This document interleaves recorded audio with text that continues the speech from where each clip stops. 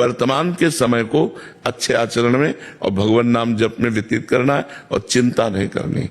देखो, कोई ऐसा मनुष्य शरीरधारी नहीं है जिसको संघर्ष ना करना पड़े। क्यों?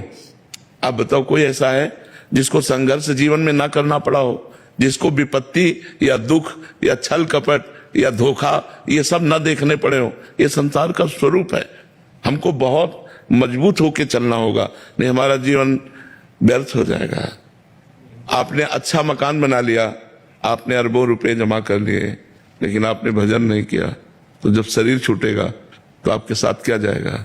किया हुआ पाप कर्म, किया हुआ पुण्य कर्म, भजन तो किया नहीं, तो फिर यही आवागमन चक्र, यही सुख दुख का चक्र। इसलिए संत और गुरु के पास जाया जाता है अमोघ वस्तु प्राप्त करने के लिए।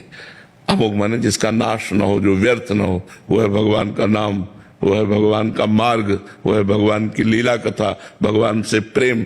ये हमें जीवन को प्रकाश में बनाने के लिए अत्यंत आवश्यक है, और इसके लिए कुछ छोड़ना नहीं है।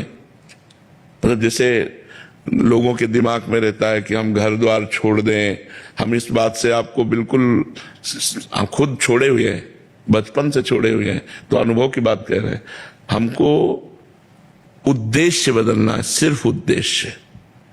हमको स्थान नहीं बदलना, भेष नहीं बदलना, क्रियाएं नहीं बदलनी। गृहस्थी में अगर हम किसान हैं तो किसानी ही करनी है, व्यापारी हैं तो व्यापारी करना है। हमको उद्देश्य बदल देना है।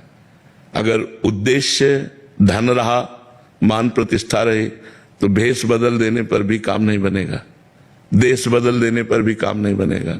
देश और भेष बदलने से भगवान की प्राप्ति नहीं होती, उद्देश्य बदलने से भगवान की प्राप्ति होती है।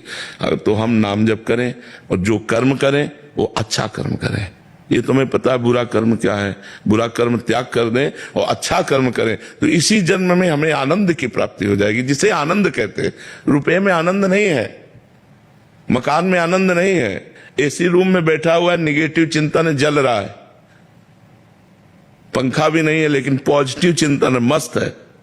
चिंतन पॉजिटिव है, वो मस्त है। तो चिंतन पॉजिटिव कहां से आएगा? बिना अध्यात्म के पॉजिटिव चिंतन थोड़ी होता है, निगेटिव। अध्यात्म इतना बलवान है कि सामने वाला मार रहा है और हम उसका मंगल बना रहे हैं। तुम सुखी रहो, तुम्हें कभी दुख न पहुंचे, भगवान तुम्हें स्वस्थ रख। क्या ये मतलब है? क्या सामने वाला गाली दे रहा है, उसको मारने की चेष्टा कर रहा है, और